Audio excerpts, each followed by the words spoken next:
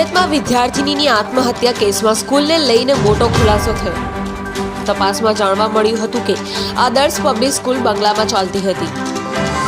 School fee ન ભરી હોવાથી ત્રાસ આપવામાં આવતો હોવાના વિદ્યાર્થિનીના પરિવારજનોએ આરોપ લગાવ્યો હતો.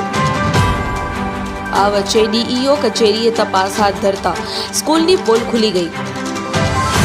આદર્શ પબ્લિક સ્કૂલમાં ઇમરજન્સી સીડી ન હતી. સ્કૂલ પાસે પોતાનું રમતગમતનું મેદાન પણ નથી. સ્કૂલમાં ટોયલેટ સહિતની જે પ્રાથમિક સુવિધાઓ હોવી જોઈએ તે પણ નથી, જેના આધારે આવનારા દિવસોમાં ડીઈઓ સ્કૂલ સંચાલકો સામે આકરી કાર્યવાહી કરશે. શાળા દ્વારા વધારે ફી પણ ઉઘરાવવામાં આવતી હોવાની ચર્ચા.